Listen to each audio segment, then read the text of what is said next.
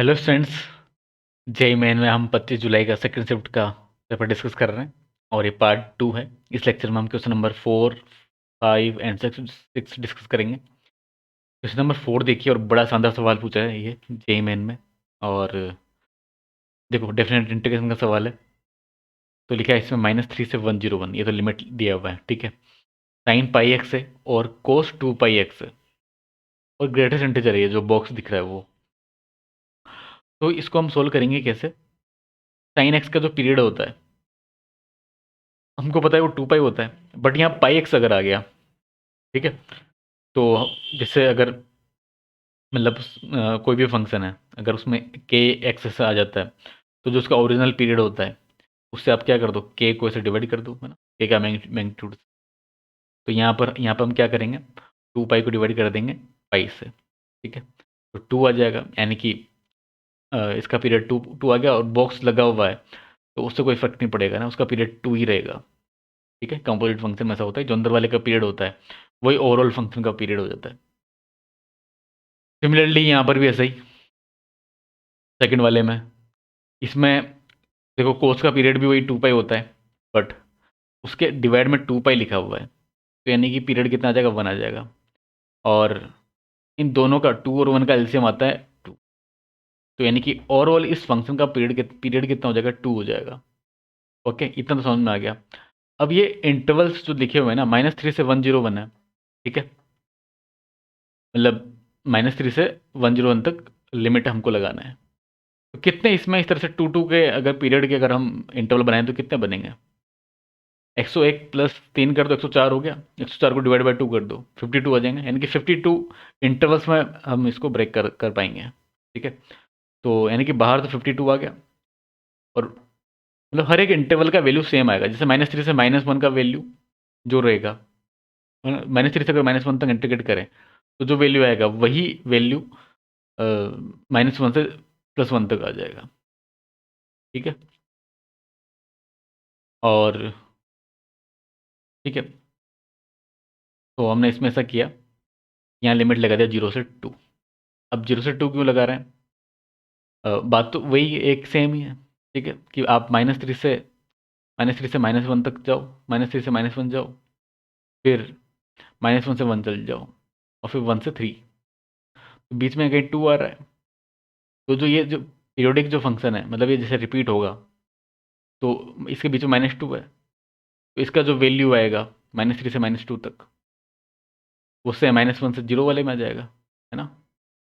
या फिर हो सकता है, ऐसा हो सकता है कि मतलब इस वाले का वैल्यू इसमें आ रहा हो, और इस वाले का इसमें आ गया, मतलब वो वैल्यू सेम ही आएगा, मतलब कुल मिलाकर के ना, इसलिए 0 से 2 लगा दो, कोई दिक्कत वाली बात नहीं है। तो लगा दिया हमने, इसमें लिमिट लगाया, फिर उसके बाद में इसको अभी लिख दो पहले, फिर इसमें सोचेंगे, ठीक है। पहले बॉक्स सोल्व होगा पहले ना, तो बॉक्स को सोल्व करेंगे। तो देखो, पाई एक्स यहाँ पर है, पाई एक्स का मतलब है कि अगर 0 से रखें तो 0 हो जाएगा, ठीक है, और अगर 1 रखेंगे तो पाई तक चला जाएगा। और उसमें ये होता है साइन, ठीक है, 0 से 1 तक में साइन क्या होता है, पॉजिटिव होता है। और पॉजिटिव अगर होता है तो उसका बॉक्स लगाएंगे, और 0 से 1 के बीच में रहता है साइन, है ना। साइन एक्स का रेंज क्या होता है, साइन एक्स का रेंज होता है 0 से 1 के बीच में, ठीक है। तो इसका वैल्यू कितना हो जाएगा, और 1 तो किसी एग्जैक्टली एक ही पॉइंट पे आएगा ना, और उसका एरिया 0 हो जाएगा, है ना, ठीक है। तो इसलिए उस पॉइंट का वैसे कंसिडर मत कर लेना। तो कुल मिलाकर के हम 0 से 1 में साइन वाले का बात कर रहा हूँ मैं ना, साइन वाले का बात कर रहा हूँ, तो इसका एरिया हो जाएगा 0, ठीक है। अब 1 से 2 में क्या हो जाएगा, ये पाई से 2 पाई तक जाएगा, और पाई से 2 पाई में इसका वैल्यू होता है -1 से 0 के बीच में, पाई से 2 पाई में। तो उसमें ये वैल्यू दे देगा -1, ठीक है। 1 से 2 के बीच में ये वैल्यू दे देगा -1, मतलब साइन साइन नेगेटिव होगा, साइन नेगेटिव जब बॉक्स में जाएगा तो वो -1 दे देगा, है ना। हर एक पॉइंट के लिए -1 दे देगा, ठीक है। ओके, क्लियर है। फिर आते हैं हम कोस पे, ठीक है, साइन वाला कंप्लीट हो गया। कोस पे आते हैं, वही 0 से 1 में ब्रेक करेंगे। अच्छा, यहाँ पे 1 पे नहीं, यहाँ पे हमको और वैल्यूज के लिए ब्रेक करना पड़ेगा। किस वैल्यूज के लिए? इसका पीरियड जो था ना, इसका पीरियड आ रहा था, इसका पीरियड 1 आ रहा था। अगर अगर हम सेपरेट करते ना, तो इसका पीरियड हम 1 लिख लेते फिर सेपरेट करने के बाद में, तो मल्टीप्लाई 104 कर देते डायरेक्ट। ठीक है, बट कोई बात नहीं, कोई बात नहीं, ठीक है। पीरियड इसका 1 आ रहा था। अब ये आप पुट करोगे ना इसमें 1/2, 1/2 पुट करने पर ये पाई होगा, तो 1/2 नहीं, 1/4 पुट करो, तो पाई/2 तक ये है ना, कोस पाई/2 होगा, कोस पाई/2 जीरो होता है। फिर 1/4 से 1/2 में ये नेगेटिव हो जाएगा, 1/2 में भी नेगेटिव होगा। और फिर अगर आप 1/2 से आगे जाते हो, जैसे 3/2, सॉरी 3/2 नहीं, 1/2 से आगे 3/4 जाओ, तो 3/4 में क्या होगा? 3/4 तक भी नेगेटिव रहेगा। ठीक है, अगर 1 तक चले गए तो 1 तक मत जाना। ठीक है, 3/4 तक चले जाओ, 3/4 तक चले जाओ, तो उसमें ये नेगेटिव रहेगा, यानी कि -1 दे देगा। Okay, let me read this, तो इरेज कर देते हैं। अब आगे बढ़ते हैं। ठीक है, फिर प्लस 3/4 से हम आगे बढ़े, और 3/4 से 1 तक जाओ, तो उसमें, अच्छा इसमें ऐसा करो, हर एक को 2 से मल्टीप्लाई कर दो, आपको कोई दिक्कत नहीं है ना, क्योंकि इसका पीरियड वैसे भी क्या है, हाँ 1 है, इस वजह से। 3/4 से 1 गए, तो उसमें ये पॉजिटिव होगा, पॉजिटिव होते 0 आ जाएगा। तो क्लियर बात समझ में आ गई? तो अब देखो 52, यहाँ पर -1 आ जाएगा, फिर -1 आ जाएगा। ठीक है, यहाँ पर देखो ये तो 0 हो गया, ये भी 0 हो गया, ये 3/4 -1/4,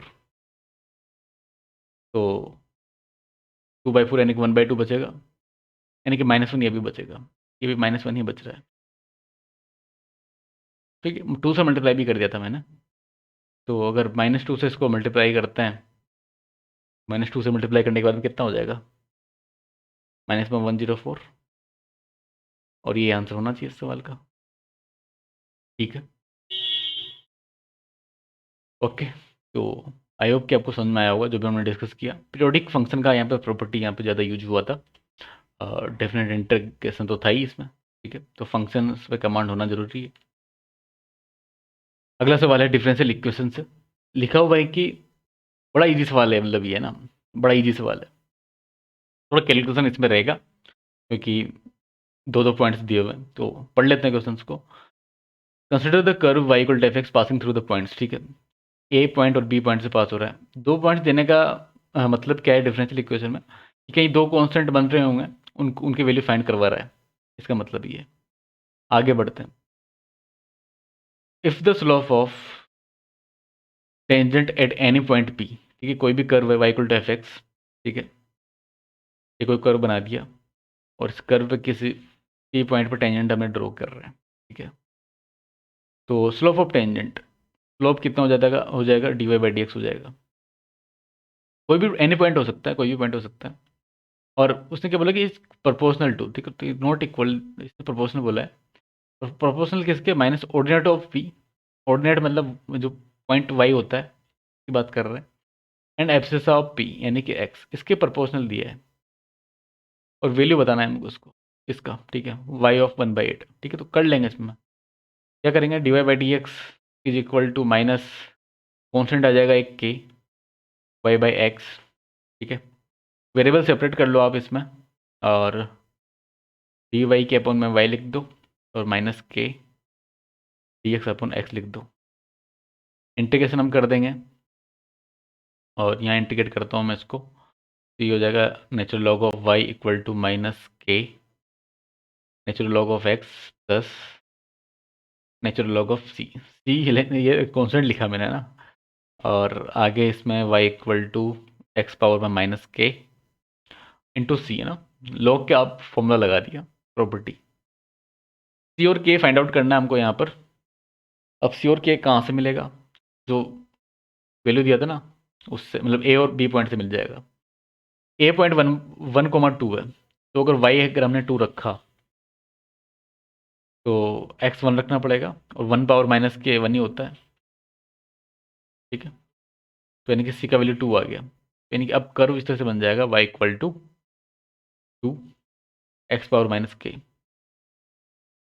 अगर आप x 8 रखते हो तो y 1 मिलेगा। ठीक है, x 8 रख दिया, 8 पावर माइनस के, और यहाँ से अगर 8 पावर के को आप इधर लेके आओ LHS में, इधर 2 रहेगा, तो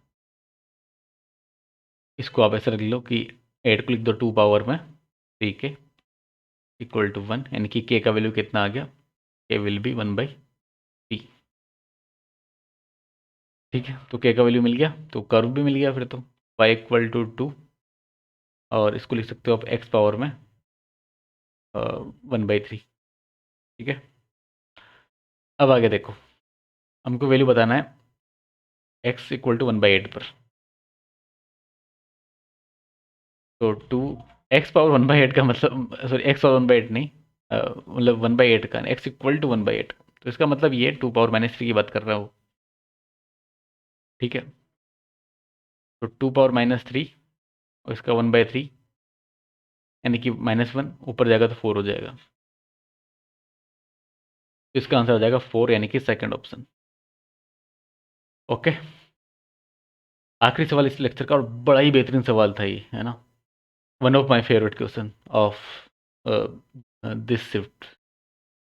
इसमें लिखा गया है कि एफ एक्स बी ए मोनिक क्वार्टिक पोलिनोमियल। तो मोनिक क्वार्टिक का मतलब ये है कि लीडिंग कोफिशिएंट है ना, मोनिक का मतलब 1 है ना, जो क्वार्टिक पोलिनोमियल है उसका लीडिंग कोफिशिएंट 1 आएगा। ठीक है, इसका मतलब ये है। तो क्वार्टिक में एफ ऑफ 1/3 दिया है और एफ ऑफ 0 पी दिया है। अच्छा, तो यानी कि जो कांस्टेंट टर्म होगा वो पी है ना?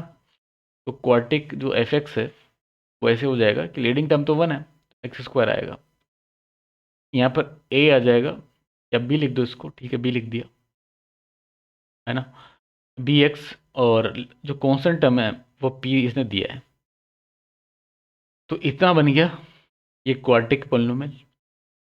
ठीक है, एफ ऑफ 1/3 मिल रहा है, तो 1/3 equal to 1 plus P plus P, यानी कि बी प्लस पी या P plus B equal to -2/3। ये एक इक्वेशन हमको मिल गया बी और बी में। लेकिन लेकिन हमको एफ ऑफ -3 चाहिए, उसके लिए बी भी पता होना चाहिए और पी भी पता होना चाहिए। ओके, जो कि हमको दोनों पता नहीं है, यानी कि एक और इक्वेशन की जरूरत पड़ेगी, है ना? भाई दो अननोन है, पी और बी, तो वो मिलेगा यहाँ से कि एफ एफ एफ एफ 4 बार एफ है, कंपोजिटिव फंक्शन दिया है। ठीक है, equal to 0 and F X equal to 0 have a common root. इनका एक रूट कॉमन है। ठीक है, तो ये भी एक पोलिनोमियल ही आएगा, उस पोलिनोमियल मतलब इक्वेशन आ जाएगा इक्वल टू 0 करने के बाद में, तो इस इक्वेशन और इस इक्वेशन का एक रूट कॉमन है। ठीक है भाई, मान लेते हैं कि रूट जो कॉमन है वो अल्फा है, तो एफ ऑफ अल्फा वो एक रूट है, तो उस पर वैल्यू 0 आएगा क्वाड्रेटिक पोलिनोमियल का। और अगर उसको फिर हम, जो ये 4 रूट थे ना, सॉरी 4 रूट नहीं, 4 जो एफ लिख रहा था उसमें लास्ट वाले में पुट किया, मतलब इस वाले में पुट किया, तो एफ ऑफ अल्फा 0 आ जाएगा, तो वो तीसरे के अंदर जाएगा वो। ठीक है, इक्वल टू 0 हो गया, और एफ ऑफ 0 उसने ऑलरेडी पी दे रखा है। ठीक है, तो एफ ऑफ 0 पी हो गया, और एफ ऑफ पी अगर निकालना होगा तो एक्स की जगह पी रख देंगे, तो वो आ जाएगा P square plus B P plus P. और अगर आप यहाँ पी कॉमन ले लो अगर इसमें से, तो बी प्लस पी बनेगा, और बी प्लस पी का वैल्यू -2/3 दिया हुआ है, तो -2/3 पी प्लस पी, यानी कि p/3। तो एफ ऑफ पी का वैल्यू आ जाएगा p/3, तो F of p/3 equal to 0। इसको हमको सोल्व करना है, तो क्वार्टिक पोलिनोमियल था उसमें पुट कर दो, p/3 का square plus B p/3 plus p equal to 0। p square 9 से मल्टीप्लाई कर देंगे तो 3bp plus 9p equal to 0। Okay, अच्छा यहाँ से एक काम करो, क्या कर सकते हैं यहाँ पे, क्या कर सकते हैं?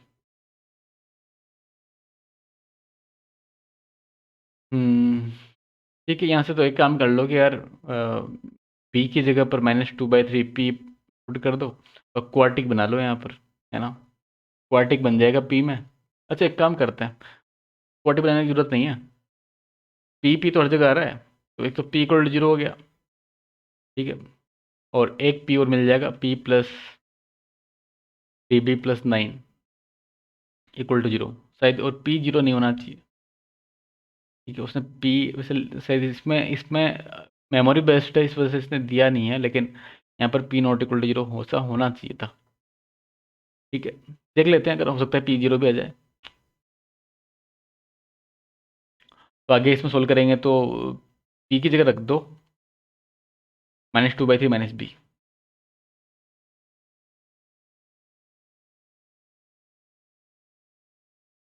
तो यहाँ पर 2b इक्वल टू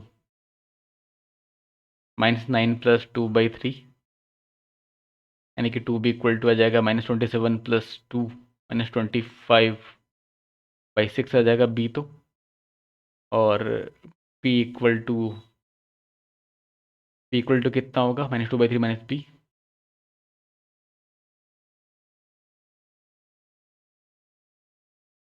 और b की जगह लिख देंगे 25/6, यहाँ से p निकल आएगा -4 प्लस 25, यानी कि -21/6। 3 से अगर इसको आप डिवाइड कर पाओ तो इतना आ जाना चाहिए, इतना आना चाहिए, ठीक है। तो ठीक है, अब आगे आप सोल्व कर लोगे खुद से, मतलब ठीक है, पी और बी निकाल लिया हमने, पी और बी निकाल लिया, अब पुट कर देना इसमें -3, आपका आंसर आ जाएगा, ठीक है। टाइप 25 इसका आंसर आ रहा था, तो देखते हैं, अब चेक कर लेना एक बार, सही होना चाहिए, कैलकुलेशन में देख लेना कि ये गड़बड़ तो नहीं किया है, ठीक है। तो इस लेक्चर में इतना ही, 6 क्वेश्चन हम डिस्कस कर चुके हैं, नेक्स्ट 3 क्वेश्चन हम नेक्स्ट लेक्चर में डिस्कस करेंगे, ठीक है। तो आई होप आपको जो भी हम डिस्कस किया सब अच्छे से समझ में आया होगा। तो इस लेक्चर में इतना ही, पार्ट 2 में इतना ही, मिलते हैं पार्ट 3 में।